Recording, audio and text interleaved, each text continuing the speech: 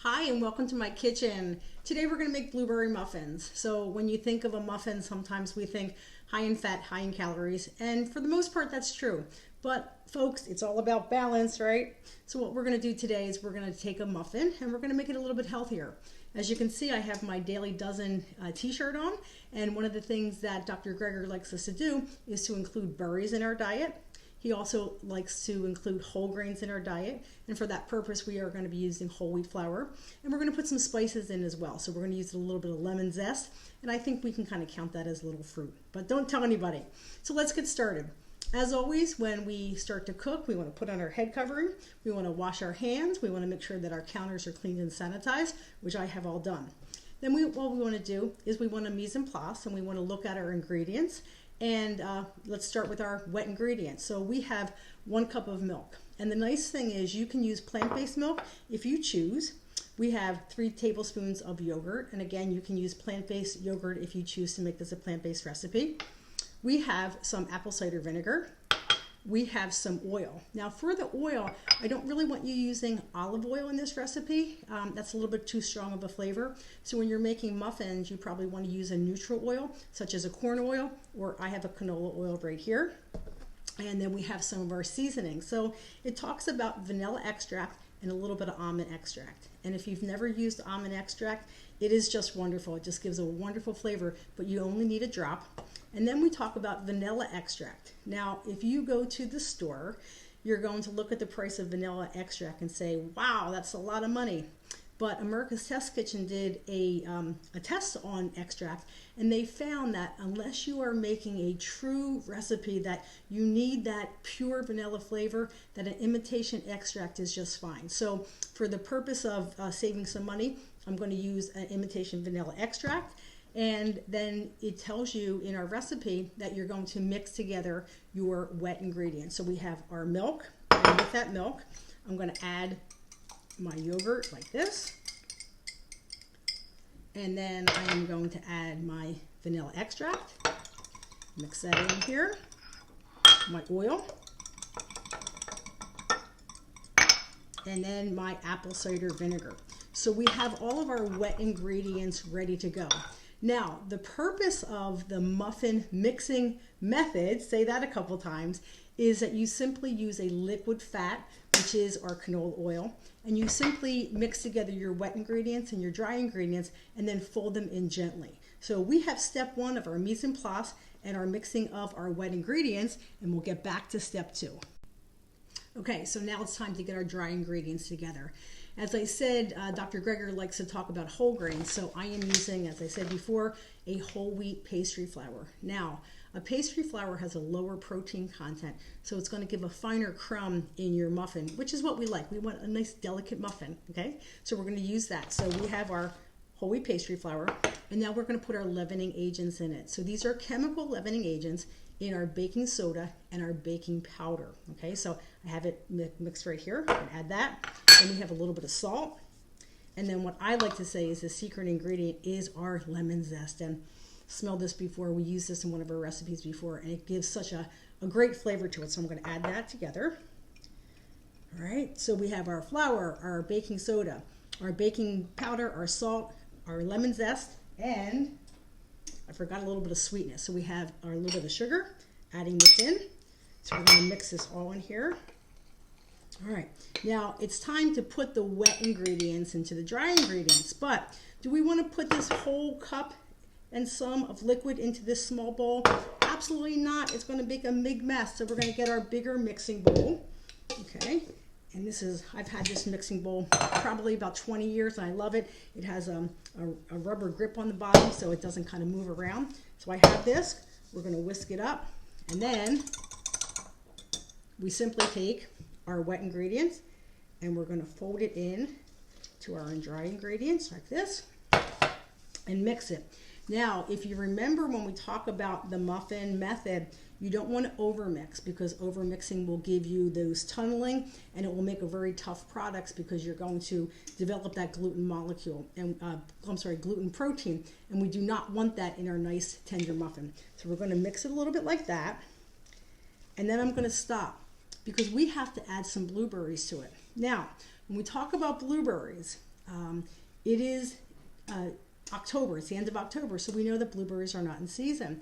So that's why we're going to use our frozen blueberries. Well, if you put frozen blueberries into a muffin, you're going to get a greenish tint, and we don't want that. So what you want to do is you want to take your frozen blueberries and you want to put them in a colander.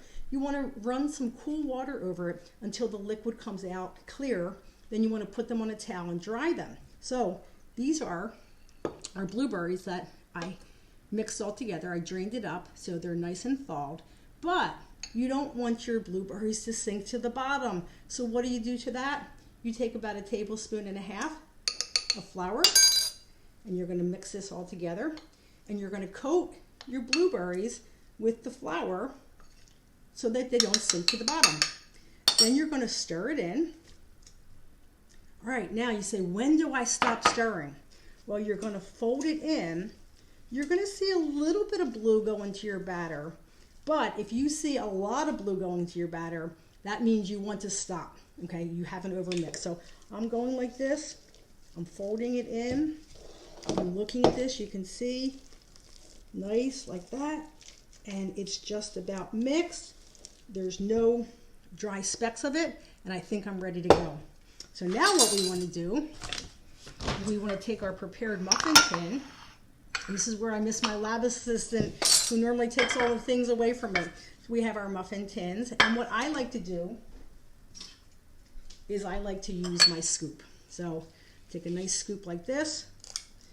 And remember, when you're putting it in at the end, we're going to wipe our pan away so that we don't have any batter on our tins, because what happens with that, that's going to burn, and we don't like this. And these are going to be beautiful muffins, and you can have this with a nice cup of coffee, a nice cup of tea, hot cocoa, whatever you like to do. It can be a nice accompaniment to your breakfast meal or a nice little snack. And this is a great way to get kids in the kitchen and teach them about fruits and vegetables and the whole grains and what they should be doing. And kids love to be in the kitchen. Sometimes it takes a little work, but it is fun. So I'm going to take this and have a little bit more. So you can do a couple things. You can do it just like this. Okay, and you want to even it out. I have a little bit more batter here, and I'm going to put that right here. Now, the deliciousness comes when you put a topping on it. So the topping is as simple as a little bit of melted butter. Again, you can use a plant-based butter if you choose. And I melted this a while ago and it kind of solidified, but that's okay. It'll do the trick. Mix it up like that. And then you're going to put a little bit of brown sugar in it. This is live TV, guys, so mix it up like this. And this is going to give you your streusel topping. Now what you can do, you can add some cinnamon if you want. And I think I'm going to skip the cinnamon for this time, but you can see our topping right here. And then you simply put a little bit of the topping on each one. And you can see it's a little bit messy, and that's why we're going to wipe our tins at the end. And of course my oven has been preheated to 400 degrees. And in a little bit my kitchen is going to smell just delicious right here. And this is a lot, and if you have a little bit extra left over and you don't want to use it, that's fine. Remember, the topping is just kind of your creativity. The baking part is the science, so you want to make sure that you're measuring out all of your ingredients, especially those chemical leavening agents, the baking soda and the baking powder. Okay, so we have this ready here. Now I'm going to get my kitchen towel. And boy, I made a little bit of a mess on here. So I'm just going to go over, making sure that I'm getting it all out. Because that will burn and that will stink up your oven. I actually just cleaned my oven yesterday. Didn't realize how much I use my oven until you look at the bottom of it. That's a good sign though. Okay, so we have it all cleaned up and we are ready to go. So I will see you in a little bit with our final. Okay, so an important thing when you're reading your recipe, it tells you that after about 15 minutes, you want to decrease the oven temperature to about 375 and then bake for an additional 7 to 8 minutes. So my timer is going off in 1 minute. I'll turn my timer off. I'm going to put my oven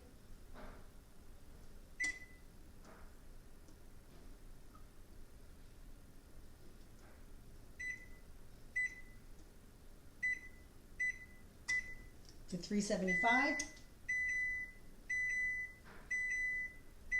and my timer for about 8 minutes. So I'll see you in 8 minutes with the most delicious blueberry muffin. It's been about 8 minutes. My timer's going to go off and let's see how they came out.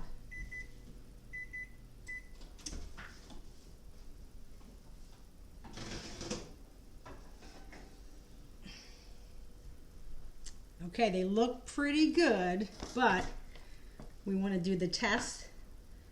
We'll take our toothpick, we'll put it right into the middle, and it comes out perfectly clean. So, ladies and gentlemen, I present to you a delicious blueberry muffin. So, bon appetit!